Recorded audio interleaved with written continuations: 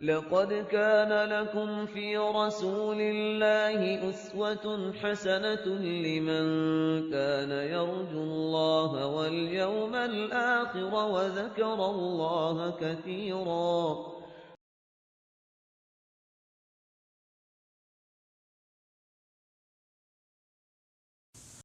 نحمده ونصلي على رسوله الكريم اما بعد فاعوذ بالله من الشيطان الرجيم بسم الله الرحمن الرحيم رب اشرح لي صدري ويسر لي امري واحلل عقدة من لساني يفقهوا قولي. ہمارا آج کا موضوع انشاءاللہ الکلام ہی ہے. لقد كان لكم في رسول الله اسوة حسنہ. اللہ کے رسول صلی اللہ علیہ وسلم کی زندگی ہمارے لیے اسوہ حسنہ ہے، وہ خوبصورت نمونہ ہے، وہ اللہ کے محبوب ہیں. اگر ہم اللہ کے محبوب بننا چاہتے ہیں تو ہمیں بھی کوشش سے ان طریقوں کو اختیار کرنا ہوگا. آپ صلی اللہ علیہ وسلم کو جہاں اونچا بولنا ہوتا تھا وہاں اونچا بھی بولتے تھے اور بعض اوقات اس کو ریپیٹ کرتے تھے، لیکن ضرورت میں اور عادت میں فرق ہوتا ہے. پھر وہ عادت ہو جاتی ہے. قدرتی طور پر جہاں لوگ زیادہ ہوں وہاں ایک وقت میں کئی بھی بعض اوقات بول رہے ہوتے ہیں. بہت سی ایسی چیزیں ہوتی ہیں کہ جو آپ غیر شعوری طور پر اپنی عادت کا حصہ بنا لیتے ہیں، لیکن پھر جب وہی بات کہ قرآن اور سنت ہمارے سامنے آ جائے اور خیر الہدی ہدی محمد صلی اللہ علیہ وسلم سامنے آ جائے تو پھر ہماری ایفرٹ ضرور ہونی چاہیے ایٹ لیسٹ کہ ہم اس کو فالو کریں، کیونکہ معیار ہمارے لیے وہی ہیں. پھر اس کے بعد کچھ چیزیں لہجے سے متعلق ہیں، یعنی جسمانی حرکات کے علاوہ ہمارا لہجے میں سب سے زیادہ ناپسندیدہ چیز تو چیخنا چلانا ہے. چیخ کے بولنا، چلا کے بولنا. اور لقمان حکیم نے جو اپنے بیٹے کو نصیحت کی تھی اس میں اس نے کہا تھا وغضض من صوتک، کہ اپنی آواز کو پست رکھو. ان انکر الاصوات لصوت الحمیر. سب سے زیادہ ناپسندیدہ آواز گدھے کی آواز ہوتی. کہ آپ نے دیکھا ہوگا کہ اگر لوکیلٹی میں کہیں دور بھی گدھا بول رہا ہو تو وہ ضرور پہنچتی آواز، دور دراز سے بھی آتی ہے. اور پھر اس کا جو انداز ہے یا سٹائل ہے یا ٹون ہے وہ انتہائی ناپسندیدہ ہے. اور لہجے میں چیخنے چلانے کے علاوہ تیز لہجے میں بات کرنا، کاٹنے والے انداز میں یا پھر دھمکی والے انداز میں ہر وقت دھونس جمانا، یہ بھی ناپسندیدہ ہے. بعض اوقات ری کرنا یا طنز بھری باتیں کرنا یا غیر واضح بولنا، منہ ہی منہ میں بولنا، اور یا پھر بڑبڑانا، گرمبل کرتے رہنا. پھر اسی طرح ٹونٹ، طنز بھرا لہجہ، یا پھر اس میں ہر وقت ڈانٹ کا انداز. پھر اسی طرح چبا چبا کے لفظ بولنا یا بہت لاؤڈ ہونا. تو لہجے میں کوشش یہ کرنی چاہیے کہ انسان کا والیوم اتنا ہو کہ جس سے دوسرے کو بات سنائی دے، ضرورت کے مطابق اونچا بھی ہو اور نیچا بھی ہو، اور پھر واضح ہو. بہت سے لوگ واضح بات نہیں کرتے، دوسرے کو سمجھ نہیں آتی. پھر ریپلسو نہ ہو، نفرت انگیز نہ ہو، بلکہ دوسرے کی خیرخواہی اور ہمدردی کا اظہار لہجے سے بھی ہو رہا ہو. کیونکہ لہجہ ایک ایسی چیز ہے یا آواز ایک ایسی چیز ہے یا ٹون ایک ایسی چیز ہے کہ اگر وہ اچھی ہے تو بعض اوقات ایک سخت بات بھی کہنا بہت آسان ہو جاتا ہے یا دوسرے کو سمجھانا آسان ہو جاتا ہے. تو لہجہ ایک ایسی چیز ہے کہ جس کے ذریعے ہم کسی بھی قسم کی بات اگر لہجہ عمدہ ہے تو عمدہ طریقے سے پہنچا سکتے ہیں. یعنی گویا لہجہ ایک ایسا کیریئر ہے جو ہمارے دل کے اندر ہوتا ہے، اس کو پہنچانے کا ایک اچھا یا برا ذریعہ بن جاتا ہے. بعض اوقات بات بالکل سچی ہوتی ہے، صحیح ہوتی ہے، آپ بالکل درست ہوتے ہیں، آپ جو کچھ کہہ رہے ہوتے ہیں وہ 100% سچ ہوتا ہے، لیکن چونکہ آپ کا انداز تنقیدی، بہت کریٹیکل، یا پھر بہت طنز والا، یا پھر بہت رعب جمانے والا ہو، تو اس سے کیا ہوتا ہے کہ وہ سچ بھی دوسروں کے لیے قابل قبول نہیں ہوتا. لوگ اس میں ڈیفینسو ہو جاتے ہیں. یعنی بات اس انداز میں کی جائے کہ دوسرے کا ضمیر جاگے، اس کی انا نہ جاگے. یعنی بعض اوقات لہجے کے اندر ایک مذاق اڑانے والی کیفیت ہوتی ہے یا مضحکہ خیز انداز میں کہ جس سے دوسرا شخص ہرٹ ہو سکتا ہے. بعض اوقات یہ ہے کہ جیسے اپنے برابر والے سے یا چاہے اپنے چھوٹے سے بھی تو بہت بچگانہ انداز میں بھی لہجہ نہیں اختیار کرنا چاہیے، کیونکہ اس سے بھی بعض اوقات دوسرا شخص اپنے آپ کو انفیریئر سمجھنے لگتا ہے کہ تم مجھے بچہ سمجھتے ہو۔ اگر ہم اس طرح بات کریں کہ جو ایک معقول انداز ہو تو وہ دوسرے کے لیے زیادہ کنونسنگ یا اس کے لیے زیادہ سمجھ میں آنے والا ہوتا ہے، بنسبت اس کے کہ ہم بڑوں کو بھی بچے کی طرح ٹریٹ کریں، یعنی نرم لہجے یا پیار بھرے لہجے یا پھر اچھے لہجے سے مراد بچگانہ انداز میں بات کرنا نہیں ہے، کیونکہ الفاظ کا چناؤ اگر درست ہو تو ہی میسج صحیح تھرو ہوتا ہے، اور اگر الفاظ کا چناؤ غلط ہو جائے تو اچھی سے اچھی بات بھی بالکل مختلف ہو جاتی، یعنی بالکل بات بدل جاتی۔ لہذا گفتگو میں اچھے الفاظ کا استعمال بے حد ضروری ہے۔ الفاظ کے چناؤ میں سب سے ناپسندیدہ چیز فحش گفتگو، گالی گلوچ، سلینگ کا استعمال، بات بات پہ قسمیں کھانا، بازاری زبان استعمال کرنا، بعض اوقات شرکیہ الفاظ استعمال کرنا، غیر اللہ کی قسمیں کھانا، کسی کو خطاب کرتے وقت یا کسی کا ذکر کرتے وقت گالی دے کے بات شروع کرنا، کسی کو کافر منافق کہہ کے پکارنا، لعنت کے الفاظ استعمال کرنا، فلاں پہ لعنت ہو، فلاں پہ لعنت ہو۔ پھر اسی طرح تکیہ کلام کا استعمال، تکرار، مثلا گفتگو کرتے وقت بہت زیادہ لائک کا استعمال کرنا، ہر دوسری بات میں لائک، پھر لائک، پھر لائک، اس سے بھی دوسرا شخص جو ہے وہ تکلیف محسوس کرتا ہے، ڈس لائک کرتا ہے۔ اور اسی طرح گفتگو میں میں کا استعمال زیادہ کرنا، یعنی اپنی باتیں زیادہ کرنا، میں نے یہ کیا، میں نے وہ کیا، یعنی کبھی کبھار تو ٹھیک ہے لیکن بہت زیادہ اس چیز کا ذکر جو ہے وہ دوسرے کے لیے بوجھ بن جاتا ہے۔ نیو یارک میں ایک سروے ہوا تھا، وہاں کی ایک ٹیلی فون کمپنی نے 500 لوگوں کی گفتگو کو ریکارڈ کر کے جب سنا تو اس میں 3990 بار میں کا استعمال ہوا تھا، 3990 ٹائمز، صرف 500 کنورسیشنز میں۔ آئے کے بعد مائی بہت زیادہ استعمال ہوتا ہے، بعض اوقات گفتگو میں اس کا استعمال بہت زیادہ ہوتا ہے۔ اور اسی طرح یہ ہے کہ بعض اوقات مشکل لفظ ہم بولتے ہیں، ہمیں پتہ ہوتا ہے دوسرا نہیں سمجھ رہا، یا کیسے پتہ ہوتا ہے؟ غیب کا علم نہیں ہے، دوسرے کے چہرے سے پتہ چل جاتا ہے کہ اس کو بات سمجھ نہیں آئی، لیکن ہم اپنے اس بڑائی سے نیچے نہیں اترنا چاہتے کہ دوسرے کے لیول پر آ کر بات کو مزید آسان کر کے یا واضح کر کے پیش کیا جائے۔ عن ابی ثعلبۃ الخشنی ان رسول اللہ صلی اللہ علیہ وسلم قال ان احبکم الی واقربکم منی محاسنکم اخلاقا وان ابغضکم الی وابعدکم منی مساوئکم اخلاقا الثرثارون المتشدقون المتفیہقون۔ ابو ثعلبہ الخشنی رضی اللہ عنہ سے روایت ہے کہ رسول اللہ صلی اللہ علیہ وسلم نے فرمایا، تم میں سے مجھے سب سے زیادہ محبوب اور قیامت کے دن میرے سب سے زیادہ قریب ترین یعنی آپ کی مجلس میں وہ لوگ ہوں گے جو تم میں سب سے زیادہ اچھے اخلاق والے ہوں گے، اور تم میں سے سب سے زیادہ مجھے ناپسندیدہ اور قیامت کے دن مجھ سے سب سے زیادہ دور لوگ جو برے اخلاق والے ہوں گے، جو تکلف سے زیادہ باتیں کرنے والے، ٹھٹھا لگانے والے، بہت زیادہ باتیں کرنے والے ہیں۔ اچھا اخلاق دوسروں کے دلوں میں محبت پیدا کرتا ہے۔ جب دوسروں کے دل میں آپ کی محبت ہوتی ہے تو وہ آپ کو اپنے قریب کرنا چاہتے ہیں، اور جب آپ لوگوں کو تنگ اور بیزار کرتے ہیں تو وہ آپ سے دور بھاگتے ہیں، یہ عام فطرت بھی ہے۔ اور پھر خاص طور پر نبی صلی اللہ علیہ وسلم کے قریب اور آپ سے دور ہونا یہ معمولی بات نہیں۔ ہم میں سے ہر شخص آپ سے محبت رکھتا ہے، آپ سے ملاقات کا خواہش مند ہے، لیکن وہ ملاقات کیسے نصیب ہوگی اور قریب ترین کیسے نصیب ہوگی؟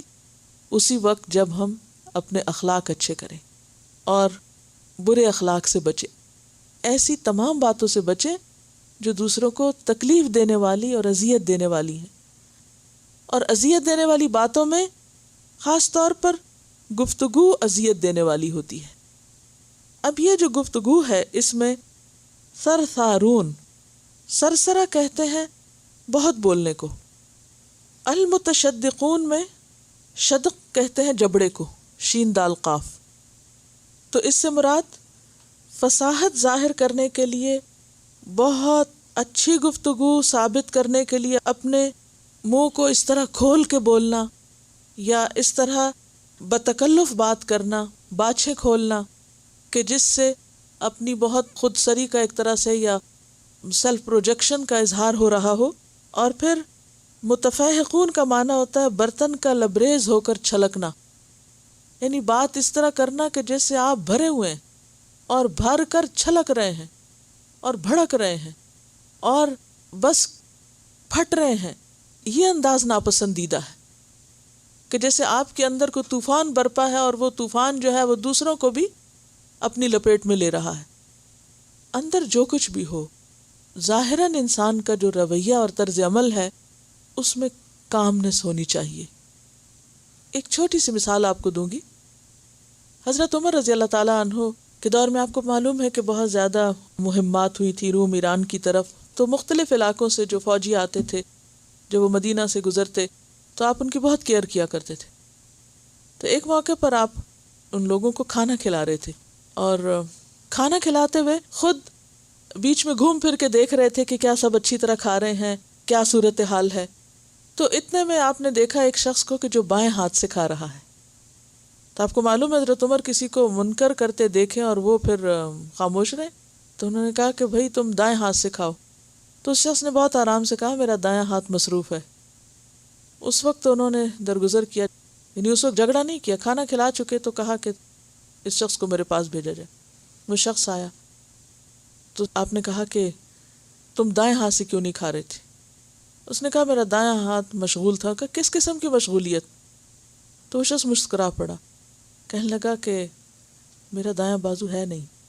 تو انہوں نے کہا کہ وہ کیا، اس کو کیا ہوا؟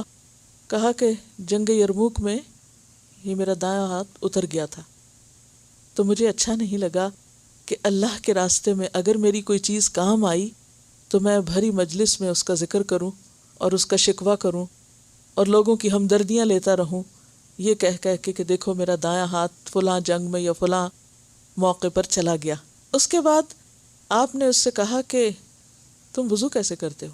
اب آپ دیکھیے حضرت عمر کا سوال، وضو کیسے کرتے ہو؟ تو اس نے کہا بائیں ہاتھ سے کرتا ہوں اور اللہ میرا مددگار ہے. اللہ مددگار ہے، کوئی رونا دھونا نہیں، کوئی کسی کو بیزار کرنا نہیں اپنے دکھ سنا سنا کے. یہ کیا اخلاق ہے؟ یہ کیا طریقہ ہے؟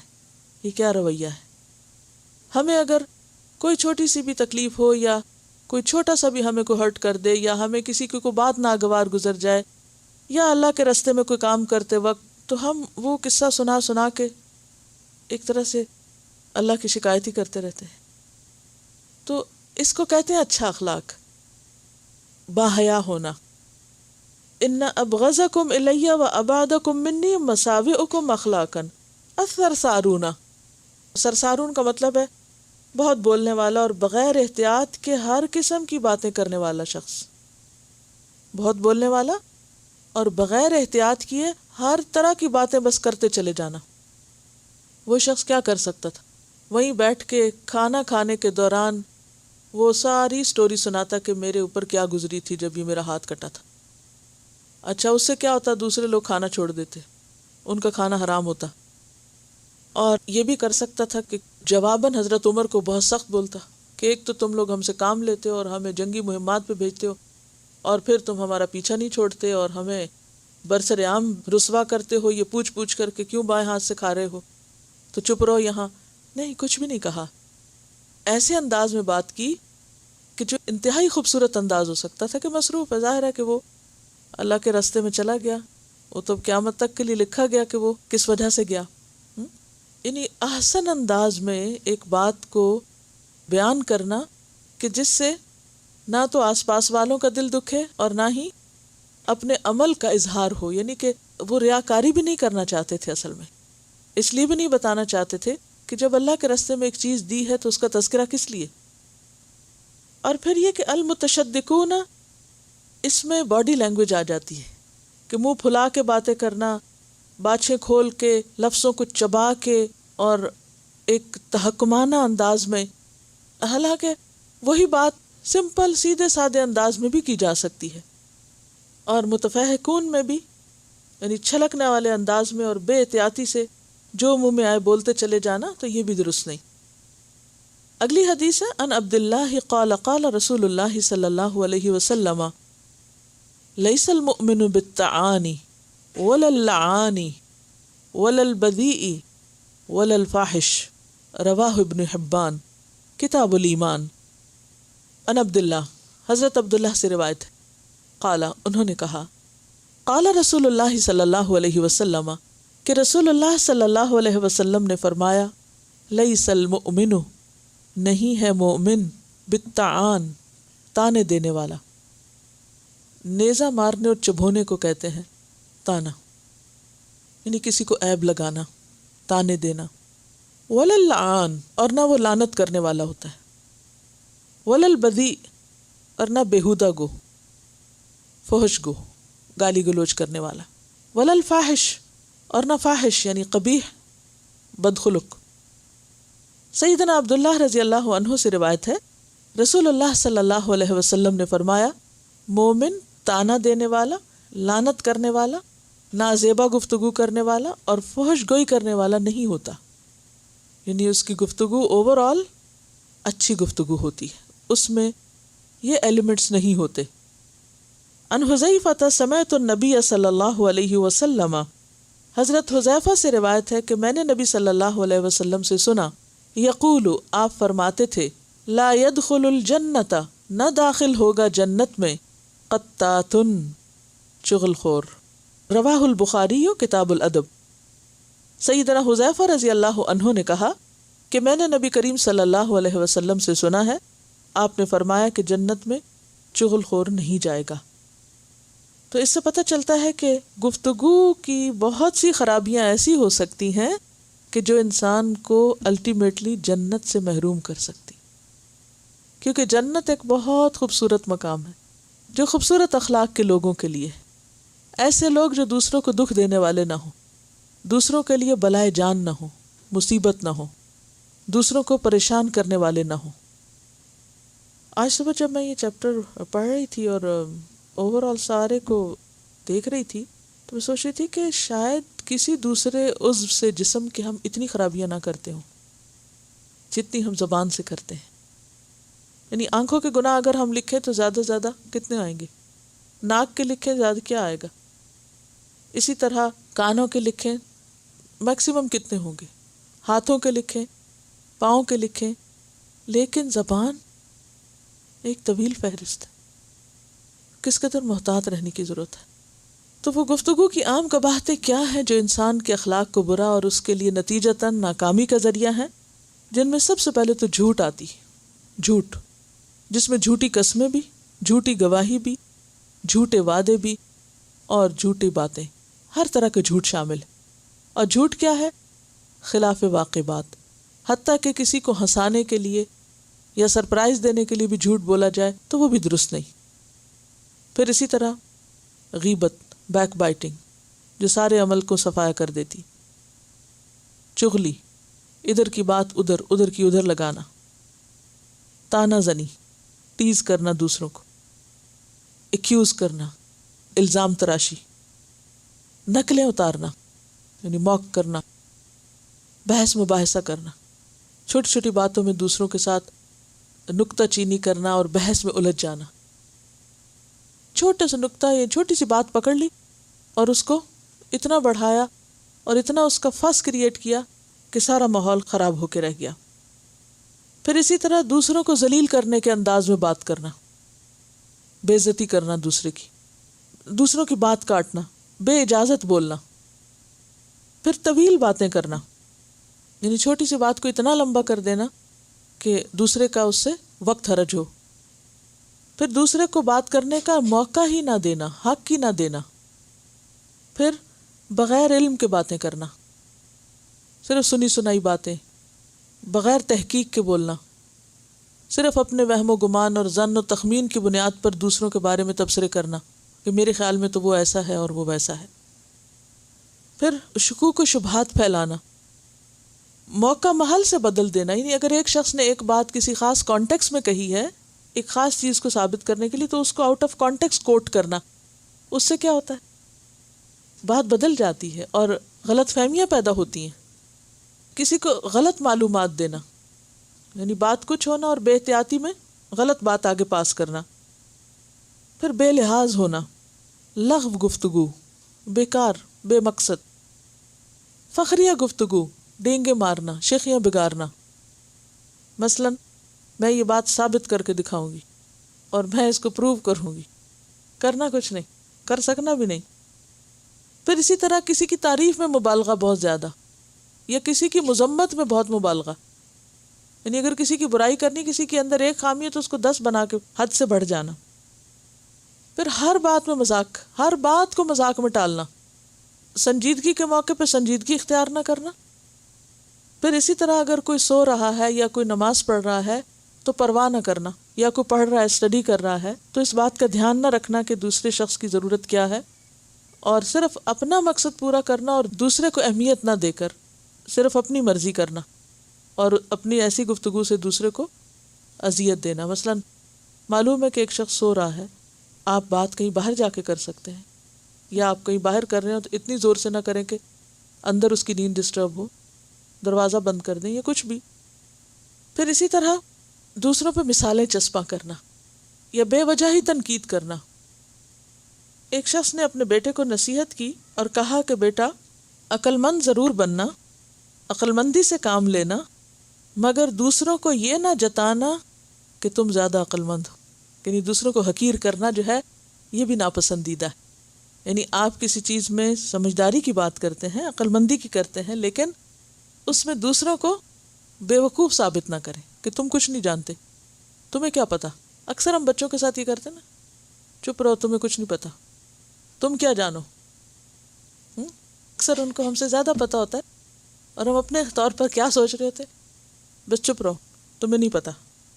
اس کے برعکس کیا کرنا چاہیے، دوسروں کو نہ بھی پتا ہو تو شرمندگی سے بچانا چاہیے، سراہنا چاہیے، یعنی اپریشیٹ کرنا چاہیے. پھر اسی طرح سوال سے آغاز کیا جا سکتا ہے، نو سے آغاز کرنے کے بجائے. بہت سے لوگ نہیں سے بات شروع کرتے، نہیں اور پھر اگلی بات شروع کریں گے، تو نو سے بات نہیں شروع کریں، کیونکہ یہ بھی دوسرے کے لیے ڈسٹربنگ ہوتا ہے. بعض اوقات تو تکیہ کلام بن جاتا ہے صرف نو کرنا، یعنی دوسروں کو بے وقت کرنا، ہلکا کرنا اور ان کی بات کو بالکل غیر اہم قرار دینا. اگر ان ساری چیزوں میں نہیں، کسی بھی بات کو کیا مقام دینا چاہیے، اگر اس میں اللہ اور اس کے رسول صلی اللہ علیہ وسلم ہی کی بات کو معیار بنایا جائے تو ہر چیز کا ایک بہترین معیار قائم ہو کر ایک بہترین فیصلہ ہو سکتا ہے. اب یہ چیزیں عمومی طور پر ایک گفتگو کو ناپسندیدہ بناتی ہیں اور ان سے ہمیں بچنے کی ضرورت ہے. اب سوال یہ پیدا ہوتا ہے کہ پھر ہم کریں کیا جب ساری چیزیں خراب ہیں. تو خاموشی اچھی ہے، مگر اچھی بات خاموشی سے اچھی. اللہ کا ذکر کریں، کسی کو اچھی بات بتائیں، کسی کا غم بانٹیں، کسی کو اچھا مشورہ دیں، ان موضوعات پہ بات کریں جو دوسروں کے لیے پسندیدہ ہوں. ایک بات یاد رکھیے، کسی کی پسند حاصل کرنے کے لیے حرام سے، لغو سے، جھوٹ سے کام نہیں لیا جائے گا. جو اللہ رسول نے معیار قائم کیے ہیں، حرام حلال کی باؤنڈریز، ان کو تو بہرحال دھیان میں رکھا جائے گا. لیکن بعض اوقات ہم اپنے ہی ٹاپکس پہ بات کرتے ہیں جو ہمیں پسندیدہ ہوتے ہیں. جیسے ہماری مجلس میں اگر بچے بھی ہیں یا بڑے چھوٹے ہیں یا طرح طرح کے لوگ ہیں، بعض اوقات ایسی مجلس ہوتی ہے جس میں کچھ بہت دیندار لوگ ہوتے ہیں اور کچھ کو دین کا پتہ نہیں ہوتا، اور جو دیندار ہیں وہ محض اپنے ہی فلسفے جھاڑتے رہیں اور بڑی بڑی باتیں آپس میں کرتے رہیں. تو جن کو نہیں پتا وہ ان کے لیے بہت امبیرسنگ ہو جاتی ہے مجلس، اور وہ پھر آئندہ نام نہیں لیتے ایسی جگہوں پر جانے کا. پھر ہم کہتے ہیں کہ لوگ ہماری بات سنتے ہی نہیں ہیں. بعض اوقات یہ بھی ہوتا ہے کہ جیسے ہم کسی مجلس میں ہوتے، کسی شادی پر گئے یا کسی ایسی اجتماعی پروگرام میں گئے، تو بعض اوقات بعض لوگ صرف اپنے ہی دوستوں کو لے کے بیٹھ جاتے ہیں یا اپنی پسند کے لوگوں کو لے کے ان کے ساتھ سرگوشیاں شروع کر دیتے ہیں. یہ انداز بھی درست نہیں. اس سے بھی دوسروں کے لیے کیا ہوتا ہے، ریپلسو ہو جاتا ہے. ایک بات یاد رکھیں کہ ہم میں سے ہر شخص ہر روز ہی کوئی نہ کوئی غلطی کرتا ہے، اور جب ہم کر چکتے ہیں پھر ہمیں خیال آتا ہے اوہو یہ ٹھیک نہیں کیا. اپنے ضمیر کی آواز سن لینا اور پھر اپنی غلطی پہ اللہ تعالیٰ سے معافی مانگ لینا، آئندہ نہ کرنے کا عہد کرنا، یہی اصلاح کا طریقہ ہے اور یہی انسان کو آگے بڑھاتا ہے. جیسے وہ حدیث پڑھی تھی نا آپ نے کہ وَبْكِ عَلَىٰ خَطِیئَتِک، اپنی خطاؤں پہ رویا کرو. کیونکہ اگر ہم اپنی غلطیوں کو مان لیں گے، اعتراف کر لیں گے اور پھر ان کے اصلاح کی فکر کریں گے، انشاءاللہ بہتری ہوگی اور آگے امپرومنٹ ہوگی. ایک اور بات یہ ہے کہ میل ملاقات میں صرف ایک ہی طرح کے لوگوں سے نہیں ملنا چاہیے. کچھ لوگوں کو سکھانا چاہیے اور کچھ سے سیکھنا بھی چاہیے. ایسے لوگوں سے بھی ملنا چاہیے کہ جن سے آپ بہت کچھ سیکھ سکتے ہو. آگے بڑھنے کا بہترین طریقہ یہ ہے کہ آپ ایسے لوگوں سے ملیں کہ جو آپ کے لیے چیلنجنگ ہو، جو آپ کے علم میں اضافہ کر سکتے ہوں، آپ کو مزید دے سکتے ہوں. کیونکہ اگر ہم صرف اپنی ہی سناتے رہیں یا ہم صرف اپنے جیسے ہی اپنے سے کم علم والے لوگوں سے ہی ملتے رہیں تو اس کا نقصان کیا ہوتا ہے کہ ہم اپنے آپ کو بڑی چیز سمجھنے لگتے ہیں اور پھر ہمارا جو لیول ہے وہ نیچے آنے لگتا ہے.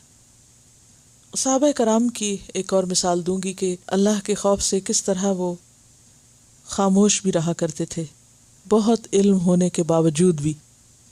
علم کا آنا اور علم کا دینا، یعنی علم کا حاصل کرنا اور سکھانا بہت مفید ہے اور بہت فائدہ مند چیز ہے، لیکن وہ بھی اگر حد سے بڑھ جائے تو درست نہیں. قرآن مجید میں آتا ہے ان السمع والبصر والفؤاد کل اولئک کان عنہ مسئولا. کان اور آنکھ اور دل، ہر چیز کے بارے میں انسان سے پوچھ ہوگی قیامت کے دن.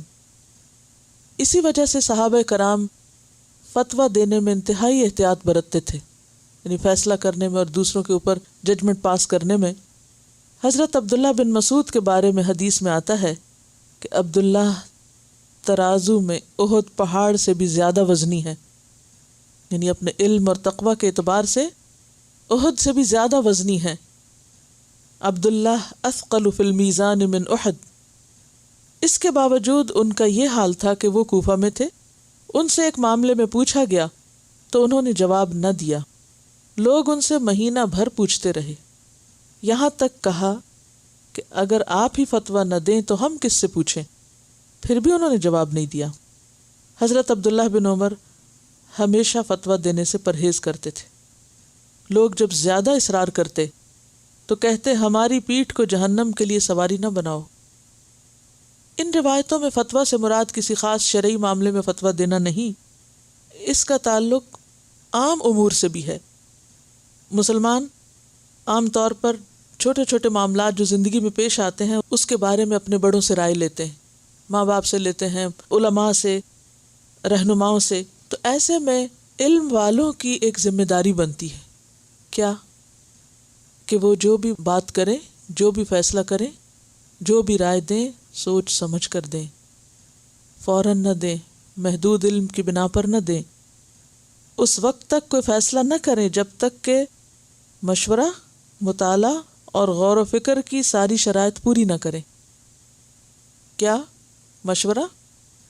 یعنی جتنا اہم معاملہ ہے اس میں مشورہ، مطالعہ، اسٹڈی بھی کرنا چاہیے اور غور و فکر. ایسے امور میں نہ بولنا اس سے بہتر ہے کہ آدمی غیر ذمہ دارانہ طور پہ بولے، کیونکہ لوگوں کے معاملات میں، خصوصاً اجتماعی معاملات میں رائے دینا بہت نازک بات ہے. رائے غلط ہو تو بہت سے لوگ اس پہ چل پڑیں گے اور کیاس برپا ہو جائے گا. تو خاص طور پر وہ لوگ جو ذمہ دار ہوں انہیں زیادہ احتیاط کی ضرورت ہے. اور بہت سی ایسی باتیں جن کے بارے میں آپ شور نہ ہوں یا شک کا شکار ہوں تو ان کے اظہار سے پرہیز کیجیے. تو گفتگو کا باب یہاں مکمل ہوا، لیکن اس پر عمل تو مرتے دم تک جاری رہنا چاہیے. اپنے اندر کی اصلاح کے ساتھ اپنی گفتگو کی اصلاح، اپنے انداز یعنی اسٹائل کی اصلاح، اچھے آداب، manners, style, selection of words, tone, intention, time and place جہاں آپ بات کر رہے ہیں، ان سب چیزوں کا لحاظ رکھنا ضروری ہے. بہت دفعہ ہمیں سمجھ نہیں آتی کہ ہم کیا کریں، تو ایسے موقعوں پر بس اسمائل کر دیا کریں، ٹھیک ہے. کبھی امبیرس فیل نہ کریں کہ اوہ کوئی کیا کہے گا کہ ہم یہاں بول نہیں سکے یا اپنی رائے نہیں دے سکے. کوئی بات نہیں، ضروری نہیں ہوتا کہ ہم ہر بات جانتے ہوں اور ہمیں ہر بات کا جواب آتا ہو. جتنا آتا ہے اگر تھوڑا بھی آتا ہے تو بھی کافی ہے. اگر اخلاص پر مبنی تھوڑا سا عمل بھی ہے تو انشاءاللہ وہ زیادہ فائدہ مند ہے بنسبت اس کے کہ ہم نہ جانتے ہوئے بہت بڑی بڑی باتیں کرنے لگے۔ وآخر دعوانا ان الحمد للہ رب العالمین۔ سبحانک اللہم وبحمدک، اشہد ان لا الہ الا انت، نستغفرک ونتوب الیک۔ والسلام علیکم ورحمۃ اللہ وبرکاتہ۔